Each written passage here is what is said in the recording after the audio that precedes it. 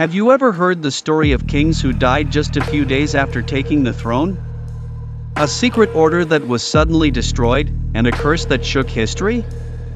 The story of the Capetian dynasty, the Knights Templar, and a war that built the identity of a nation.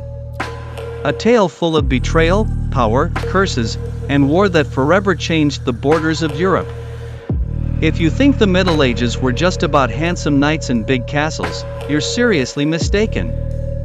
Come with us to discover the hidden secrets behind crowns and the curses that brought down kings. After the fall of the Western Roman Empire, something big happened. The region of Gaul, modern-day France, was taken over by the Germanic tribe of the Franks.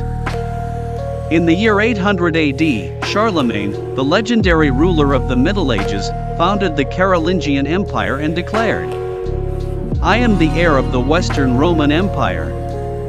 But this unity didn't last long. In the year 843, the Treaty of Verdun exploded like a bomb and split the empire into three parts. Eastern Francia, which later became Germany. Middle Francia, which only lasted 12 years.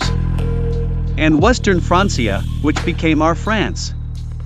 This was the official beginning of French history. That same year, the Treaty of Climax was signed. A treaty that limited the king's power and guaranteed the rights of nobles and the church. In other words, the king could no longer do whatever he wanted. 2 years later, another shock. Ragnar Lothbrok and his fierce Vikings came with 120 ships and laid siege to Paris, looted the city, and received 2,570 kilograms of gold and silver as ransom from Charles the Bald. Yes, the Vikings were the kings of plunder during that time. In the second half of the 9th century, 3 more treaties were signed that defined the borders of Eastern and Western Francia. Borders that remained mostly unchanged until the end of the Middle Ages. But the story didn't end there. Just 5 years later, the Vikings returned with an army of about 30 to 40,000 men to besiege Paris again. This time, the defense was led by Count Odo, who only had a few hundred warriors. And this is where a great war began. A war that changed the fate of France forever. In the autumn of 885 AD, the Vikings launched a major attack on Paris. But the strong city walls and the bravery of the defenders prevented them from entering. The siege continued until early 886, when most of the Viking forces moved upstream along the Seine to plunder other towns. Those who remained made one final attempt in the summer to capture Paris, but failed again. That same autumn, Charles the Fat arrived with his army, but instead of fighting, he made a strange decision. He allowed the Vikings to continue their route toward Burgundy, where a rebellion had broken out. Charles the Fat promised to give them 257 kilograms of silver, and the Vikings left. Later, Count Odo didn't allow them to return, and they were forced to carry their ships over land to reach the Marne River. This Viking failure increased the importance of Paris, turning it into one of the most strategic cities of that time. But Charles the Fat soon lost his power in 887 and died the following year. After that, Odo from the Robertian dynasty became king. A powerful family that always had a role in French politics. During Odo's reign, the complete separation between West and East Francia occurred. One of the Viking leaders during the siege of Paris was Rollo, who attacked again 25 years later. After failing to capture Chartres, Rollo signed a treaty, converted to Christianity, and pledged to defend the king of West Francia.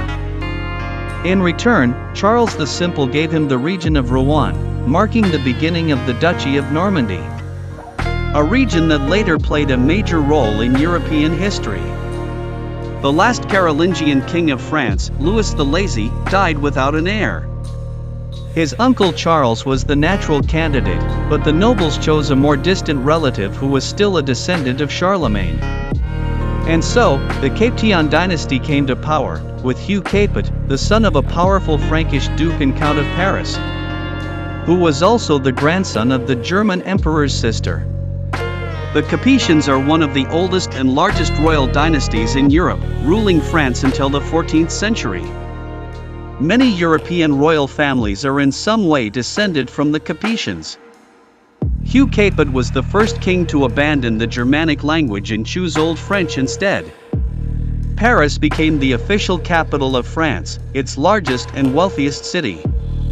The currency at the time was the Parisian livre, which later changed to the livre tournois. At that time, France was a feudal monarchy, closely tied to the Catholic Church and the Pope. But great challenges lay ahead. In 1066, William, Duke of Normandy and descendant of Rollo, invaded England. At the decisive Battle of Hastings, the last Anglo-Saxon king was killed, and the Normans ruled England for the next 70 years. After the conquest of England by William the Conqueror, Normandy became one of the hottest points of rivalry between France and England. William remained Duke of Normandy and also became King of England, turning into a serious rival for the French crown. From 1096, French nobles played a key role in the Crusades, wars launched to reclaim Jerusalem and the Holy Land from the Muslims. Who was the first leader of the French Crusaders? Hugh, Count of Vermandois. The younger brother of Philip I the Amorous and son of Anna Yaroslavna, a Russian princess from the powerful Rurikid dynasty. After the First Crusade, the French managed to establish several Crusader states in the Near East, such as the Kingdom of Jerusalem, ruled by Godfrey of Bouillon. The County of Edessa, initially governed by Godfrey's younger brother Baldwin of Bouillon, who later became King of Jerusalem.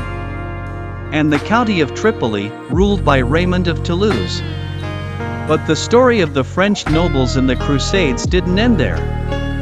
When young Louis VII ruled and became one of the leaders of the Second Crusade, the University of Paris was founded in 1150.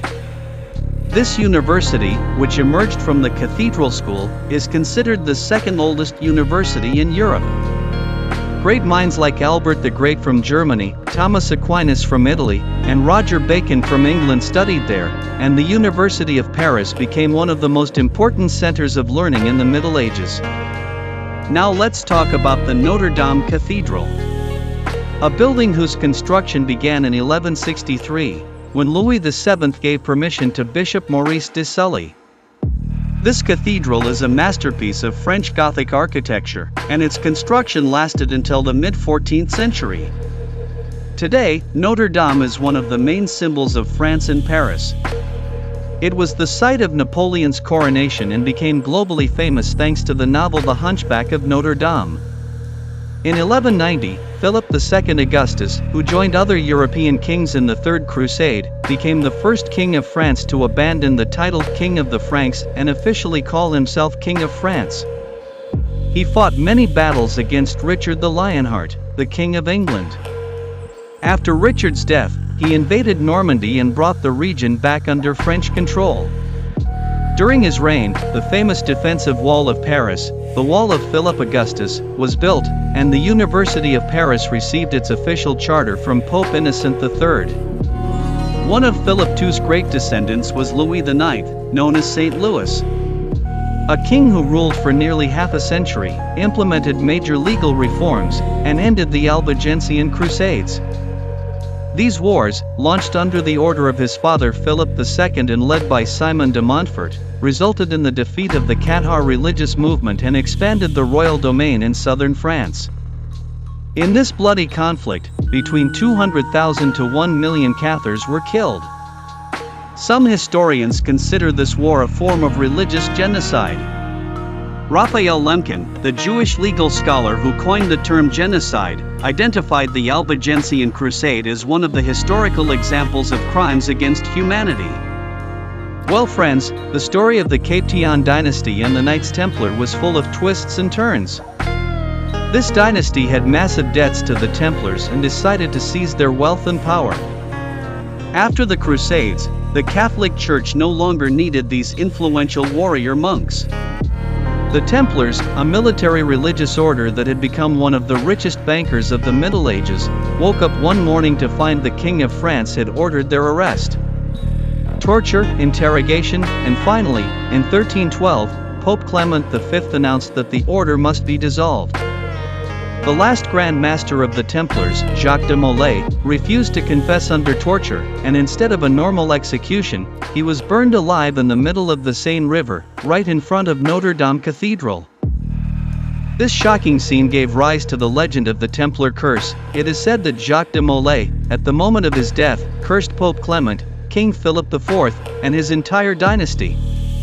And it's not hard to believe, both the Pope and the King died within a year of Molay's execution, the Pope from illness, and the King from a stroke during a hunting trip. This legend later inspired the famous historical novels The Accursed Kings. But the Capetian story didn't end with Philip IV. There followed 14 years of chaos, with kings from this dynasty rising and falling one after another. For example, John I, Philip IV's grandson, became king the moment he was born, but only lived for 4 days. His death might not have been accidental and was possibly murder. The last Capetian king, Charles IV the Handsome, struggled with revolts in Flanders, and when he died without an heir, the royal dynasty changed.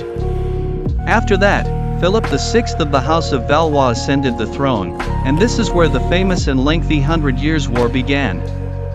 The war started because the King of England, Edward III, was the closest relative of Charles IV and had a legitimate claim to the French crown. But the French nobility declared their support for Philip VI of Valois. At first, Edward accepted it, but then thought, why shouldn't I take it, and declared himself the rightful heir to the French throne. Thus began a war that changed France forever. During this war, the French realized who they were, not just enemies of the English, but a real nation with a distinct identity.